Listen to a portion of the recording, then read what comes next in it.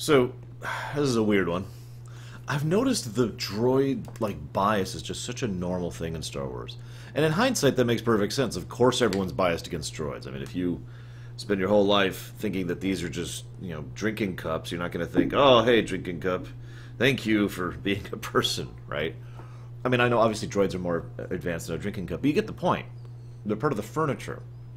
It's actually something that some of the better writers of Star Wars have used to great advantage, the idea of how much interesting stuff can happen with droids, especially with regards to things like espionage or infiltration or, that kind of a thing. Now, I also really enjoy the, how do I put this? The way that, God, I can't think of it, is Plo Koon.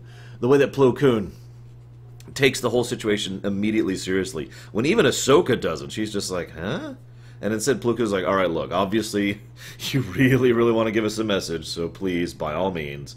And then the moment he sees the message, he's like, alright, prep my ship, let's go. Love you, man. Plo Koon is pretty much always awesome, so that's not really a big surprise. I don't have much to say about the bounty hunter side of this.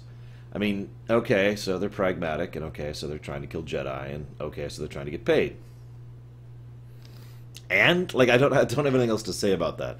The biggest thing I found weird was how Boba Fett was constantly like, no, you don't understand, he's alive. You don't understand, he's alive. Now, the thing is, and I mean no disrespect by this, but it comes across as whining. When, in my opinion, I think what they were going for was the idea that he was experienced enough and intelligent enough to recognize that a Jedi could survive that. Funnily enough, he was right, just kind of in the wrong way. Also, of course, this is the episode about R2 being awesome, because R2 is awesome.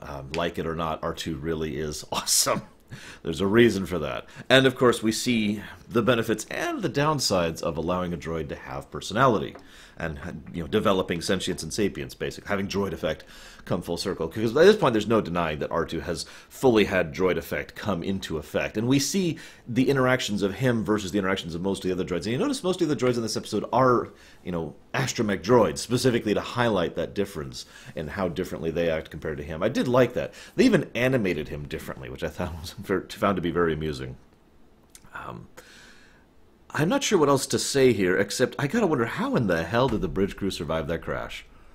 Considering how big that ship is and how fast it was coming down, they should be, every bone broken or through the windshield kind of a situation, right?